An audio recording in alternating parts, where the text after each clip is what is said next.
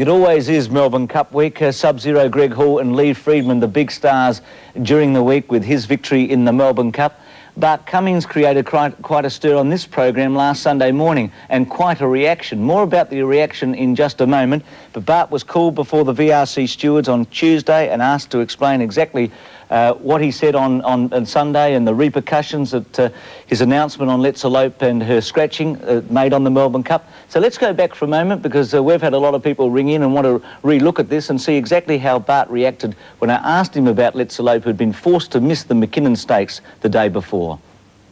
She's officially notified the VRC 7:30 this morning she's not going to run. So she's out officially? That's right. So that's huge news. Let's Elope officially scratched from the Melbourne Cup. It's pretty early to... I mean, you've accepted last night at 6:30 or whatever time, and you've scratched so early at 7:30 this morning. Well, if the weather improved and didn't rain overnight, we wanted to give every opportunity to run in the Cup. It looks the weather's going to stay the same. There's no possible chance of running in the conditions which they raced on yesterday. The horse was scratched at 2:29, 61 minutes before the Cup.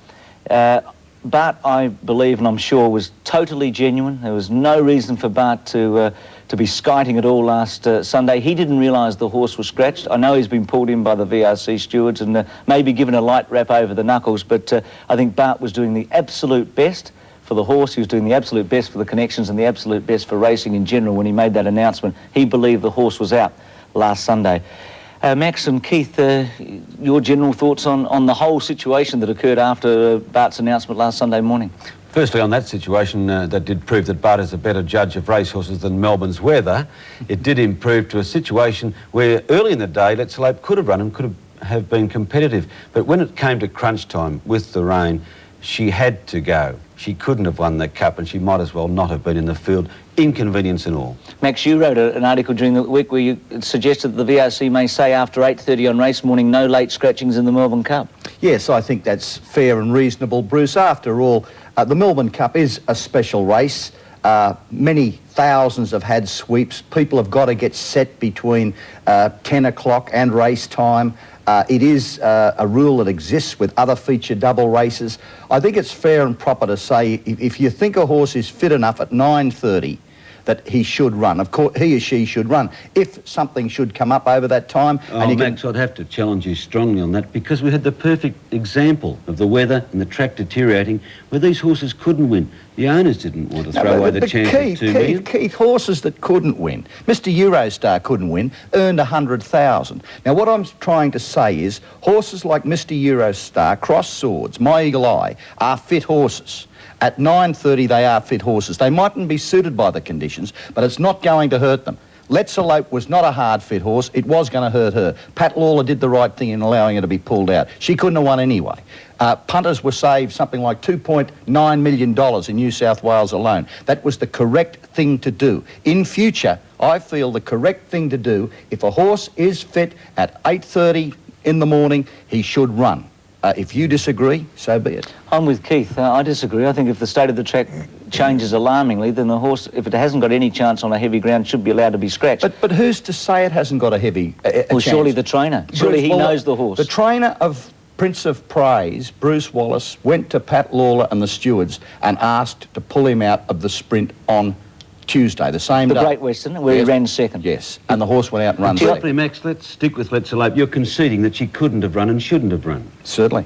Okay. Yes, but at 8:30, you've got an exception to every rule there. I'm saying that Let's Elope couldn't have won anyway, and to go around under those circumstances might have broken her down and done her harm, and I don't want to see that happen. No, that's for sure. I think we should introduce Greg Hall. I have no complaints, Bruce, anyway. Congratulations, Greg. It's been a magnificent comeback. It's been quite a year for you because it's been well documented. You were down in the dumps early in the year and things weren't going well for you on and off the track, and yet you've made this magnificent recovery. Yeah, well, that's all in the past, Bruce, and the thing is get back into it, and, you know, I consider myself pretty lucky, and I've had a great couple of weeks and a great carnival, and that's what it's all about. Those great couple of weeks, of course, a week earlier, 10 days earlier, the Cox Plate on Superimposed to do the double. No wonder you were jubilant in the saddle coming back on that short but memorable trip along the Roses, Greg. Yeah, Keith, it's just a boy's dream as he starts off as a jockey, and Like you say, to do the both of them in 10 days is something you could, in your wildest dreams, you couldn't imagine, but it's happened, so I've got to continue and win more of them. Greg, you're riding so well you could have come from Sydney. Thanks, Max. Thank you. When are you going home? I've rode plenty of winners there too, mate. Well, it's a funny thing. A lot of top Melbourne riders don't ride a lot of winners in Sydney. We can go back to Jack Purtell, but I do think over this carnival you've showed your worth. I think you're a good rider, an outstanding rider anywhere, and best of luck to you. They were great rides. Thanks, mate. When it rained, improved your chances? Yeah, obviously, Bruce, I mean, but I did say, and I said for a long time all along, he doesn't have to have the wet track, and I'm still sticking by that, and I didn't want too much of the rain, actually. I didn't want it getting like Caulfield. Was it a plan to put Viander Cross on? I mean, you happened to get outside Viander Cross, which was a stroke of magic, as it turned out. Was that something that you were looking for early in the race? To be around him, near him, have him maybe inside you? No, never, Bruce. It's never a trade of mine, is look for other jockeys or look for better horses that we think they are, because if that was the case, I probably should be a punter, But you must have been very, very happy moving across and having him inside you, knowing that in the betting and on form he was your principal danger, and that's where you've lobbed just there. Yeah, and I mean, as luck would have it, it was there, and we got over the 2,000 metre crossing, and he seemed to be over racing to me, that horse, and the key is with Melbourne Cups or 2 mile races is you must get your horse relaxed, and he just seemed to be overworking a bit, too far from home, and I thought, well, maybe he's going to have a bit of a problem. We saw you go past the post with a lap to go, Greg. Sub-Zero was the grey, his midfield, the horse, the only horse on his inside is Viander Cross. From barrier 15, you could not have dreamt that you could be in that position. That would have been what the doctor ordered, surely. Yeah, I mean, that was just, Lee said, you know, 7th, 8th, 9th, or midfield, whatever the term is, but I mean, it was just perfect, like you said, Keith, but I've always been a great believer. None of these big races can be won, which we have experienced over the last 2 or 3 weeks, that if anything goes wrong, it doesn't matter if you're on the best horse, you can still get beat. Greg, are you aware of all the horses around you in a race like this? Do you know exactly where the principal dangers are? I mean, the ones behind you, obviously, it's very difficult, but does a jockey have a feel for the whole field when he's out there?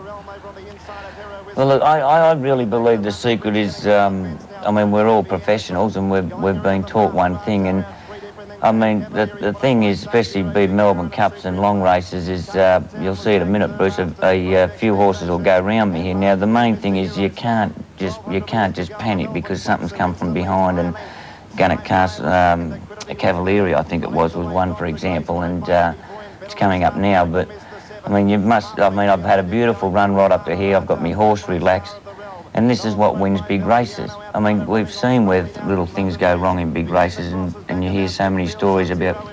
Is this the point, Greg, where you've taken off? I think this is a very tactical move at this stage of the race. You've gone, Die's in trouble. Yeah. How are you feeling there? Did you think you had the leaders covered? No, well, what I did think is, Max, is I thought, now, I knew Shane had committed himself to stay on the inside. My plan was, once I got over that crossing, was to get a cart up, and I didn't want, or Lee didn't want in myself as any trouble at all as straightening up. So, I mean, to get those 2 or 3 horses carting into the straight as well was great. You're going to be in front now, maybe 50 metres before you would like to be. So, your thoughts at this drive to the post? Well, I just thought now, Keith, you're quite right. I probably was 50 metres in front before I wanted to, but I knew he had the Butte preparation. He'll run the 2 mile ride out, and I said, well, I'll soon see if the other horse will stay, which I never thought he would. And I don't think he was making any ground on him in the last 100 metres. It's Lee Friedman's opinion that you were going to stand up in the irons and wave after going past the post, but you were too exhausted. Is that true? No, it was far from that, Kay, I can assure you. I think I was a bit lucky in the Cox Plate. I never copped the fine, so I sort of still copped the tip. What about the nerves before the race? Lee Friedman made a statement that you were very, very nervous, and he did say, just take it easy and relax. Yeah, it's unlike me, Bruce, but it had been a big week, and I mean, you don't get many chances at the Melbourne Cup or the Cox Plate, and I knew this horse had a great chance, and I'm sure Michael, who's in the studio here, can relate to this. Michael Clark, you're talking about. He's coming up shortly. I'll never ever forget Michael when he was riding at Chalak. I've never ever said it to him, and I seen him having a cigarette and a cup of coffee in the coffee room before that year he won it, and you know each other, and I thought it was a little bit of uncanny of Michael, but yeah, there was plenty of nerves there, and because like I said, how many jockeys do we know that can be great riders and never win a Melbourne Cup? The great George Moore was one, wasn't he? Sure. He sure was, and Scobie Bridge. Yeah, Greg, just one point. After looking at the race and the replays, many of us feel that Viander Cross may have been unlucky. What is just looking from our point of view in the stand, looking at the replays, what's your opinion on that line? Now, I've had enough of this Viander Cross being unlucky, actually, Max, and, in all fairness to Shane, I mean, he's got a job to do, and, look, I mean, you guys know better than anybody. At the end of that race, I mean, I'll put the question back on you. Do you think he was pulling any ground off me? Like, I'm talking about the last 50 or 100 metres. OK, he might have got that little bit of a hold up there where I got carted into the race well on that, but he had, all being equal, he had a pretty fair, reasonable sort of run, didn't he? I thought you led him at one stage in the straight by 6 lengths. He pulled at least 4 off you at the end of 2 miles. I think that's a tough task, but nevertheless, I'm not taking, I think, the best ride, the best horse, perhaps on the day won it. But that's something we can argue about. I'm very interested in your opinion. It's been some unlucky runners over the years. You could name them all. Natsky against Empire Rose and all of them. The good ride. I want to make a statement about Viander Cross, Max, so we can clear this up next year. He'll come back a super weight for age horse. And look out for that. I'd like to be riding him in the Cox Plate. Better than naturalism? Over 2,000. Be careful. I don't know what could happen there. Be careful. You're riding for Freedman at the moment, and I just wanted. We've got a story on Lee and the Freedman boys. They were the brains trust behind Sub-Zero's victory.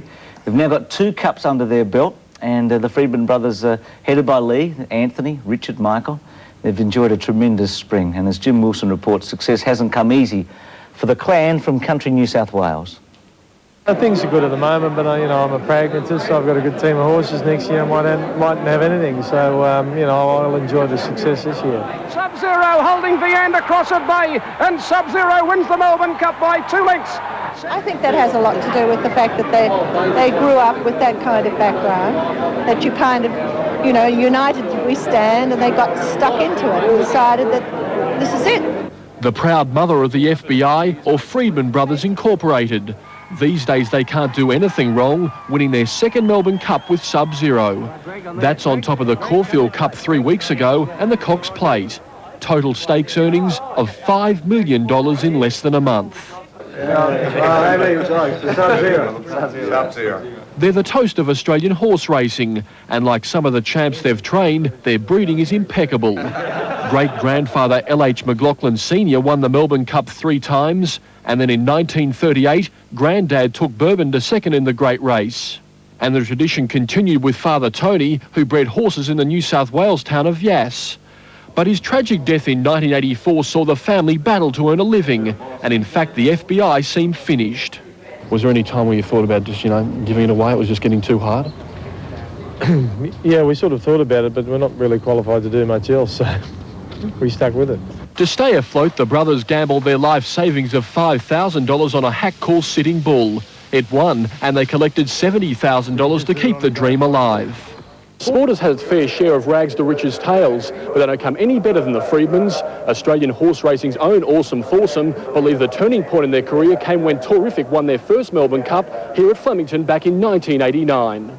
Gouchy riding hard. Here's the stablemate, Torific, fighting back as Cuds. Here's a great go, 200 to go. Torific coming at superimpose. Torific doing better on the Melbourne Cup, and Torific is going to win the Cup. Torific gets up to win. They work hard.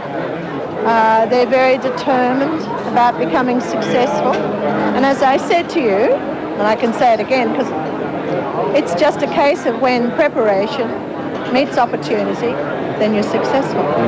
Success has eased the pressure on the Freedmans, especially Lee, who hasn't become carried away with the spoils of victory, maintaining a sense of humour throughout his career. They call you the FBI now. The FBI, yeah. So some say it's a fat bald ignorant.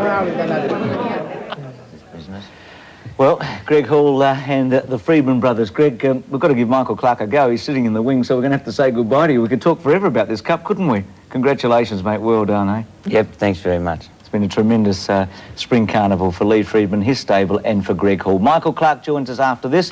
Planet Roller, running a very fast too, is that his injury was probably worse than better loosen up, and he's been able to make this remarkable recovery, hasn't he, Planet Roller? He hasn't been a sound horse. No, and that's probably a credit to our training facilities in Adelaide, Bruce, where they're doing all their pre-training, and the same with Better Loosen Up. Since he's had his leg injury, there's been no problem with that at all, and it's the conditions they're trained under, I think. Be fair comment, I suppose, Michael, to say the stable, the David Hayes stable, has been off the boil, mostly the wetter tracks?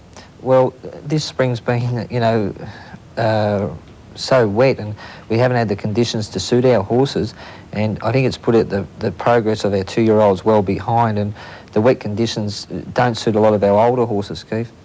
Yeah, I think that David's not the only trainer in that boat, though. To be fair, a lot of the other trainers, Bart Cummings has also had a lot of horses that haven't been suited to wet tracks, and it's probably been a problem all around Australia. Let's go and have a look at the Honda. It was a spectacular win in the end for Planet Roller. He came with a steaming run. At the 950-metre mark, Prince of Praise carting them along a half to Solve at second. 3 to Big Dreams third, a half Soho Square with a nice run fourth, a length further back, Infallible out 3 deep. Then Ready to Explode over on the inside, Veins of and followed by Take the Road. Dan Jicky out wide and further back, Matinee Idol followed by Excited Angel, and pulled out wide then is Palm Beach Vows back to the rail from Prince Algeria, fairway back from Let's Hurry, T-Habit, Black Sun and Planet Ruler. Homeward Bound Solve it on the outside of Prince of Praise. They're a length and a half to Soho Square. Big Dreams trying to get out from further back, then Ready to Explode, and Vows about to get its way clear. Then Take the Road, Dan Jicky down the outside. Prince Algeria not in the race. Soho Square got to Solve it. Prince of Praise at the 250-metre mark from Vows, and then Dan Jicky followed by Take the Road. The leader here is Soho Square. Vows coming after it, and old Planet Ruler with a great run out wide. Soho Square in front, Vows, Planet Ruler over the top of them, and Planet Ruler. Planet Ruler's got up to win the Honda from either Soho Square and Vows. It's nothing more exciting than seeing a horse respond, as that horse did, and lengthen his stride under pressure, and well-timed run, Michael, to get up. What's his situation? Do you think he will go to Perth? I think David's talking about taking across for the railway, Bruce. It just depends what weight he gets in that, but even a race like the Winfield Stakes, their 1,800-metre weight for age would be ideal as well, I'd say. And what about Better Loosen Up on that point? Because he has been to Perth and been very successful in the past. Is he likely to go as well? Well, David did mention that he might take him across for the Winfield. He's pulled up extremely well since the Melbourne Cup. You know, after the Melbourne Cup, the horses can be a little bit jaded, but he's pulled up exceptionally well, Bruce. Well, the stable also had some success yesterday with the Corchaban. Keith, I don't think I've ever seen a better thing at the furlong pole in any race than Rough Habit yesterday. He was going to trot in, wasn't he? They don't pay at the furlong pole. Oh, Max, don't I know? You're entitled to be in the queue there, though, weren't you? Oh, it was home. It was home, and I thought Jim Cassidy rode extremely well. Well, every commentator made a reference to it being home. I think the course broadcaster, Greg Miles, said making light of his big weight or something like that, you know. Now, did he... I'm going to ask you this question. Did he fail to stay 2,500, or... Remember in Brisbane when he had a race one and Rosser Boy. Yeah. What do you think on that, Max? Because you're very controversial. No. Say something again. I say he had 59 kilos. I'd say if he had 56, he would have stayed the distance all right. It was a course record. It was running at a very fast time. He was conceding 10 kilos, obviously, to a very dour stayer. It was just a matter of the weight and the time that beat him, but Rough Habit is still an outstanding racehorse. A year ago, I said on this program that Rough Habit really shouldn't be going to Japan. The connections have never forgiven me, so today I'm saying nothing. OK, well, he is genuine. I wasn't being facetious there. He's a genuine racehorse. Have a look at him at the furlong, going to win. Shane Dye on a David Hayes-trained Corchaban fights back to beat him. Coming up to the 700, quarter band still by a length on Captain Cook, travelling well, a length and a half beachside, half a length to Delmar. Mannerism back behind them over on the outside of Rich Dreams, being followed then by Mountain Rill. Rough Habit looking for a run, Tough Enough is next, and Mr Eurostar well back still with Cross Swords, and last is NASA Rocket as they straighten up with about 450 to run. Quarter band has kicked away about 2 lengths to Captain Cook, and beachside is now starting to come home. Mannerism down the outside, and they're followed by Rich Dreams, and further back in the field. Here comes Rough Habit. Rough Habit getting through on the inside is coming quickly at this leader quarter band. Rough Habit looks to be going a lot the better. Cassidy having a look over the shoulder. He's got it all parcelled up, and Rough Habit, a great performer, is racing home. No quarter band's kicking again, but Rough Habit's in front. Rough Habit getting tired. Quarter band kicking again. I think quarter band might have nosed him out.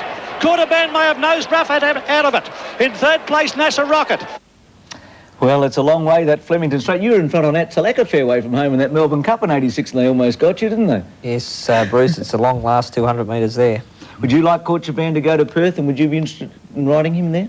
I think he'd be a good chance, Bruce. He's a very tough staying horse, and I think that Shane rated him well yesterday in making it a true staying test with his lightweight.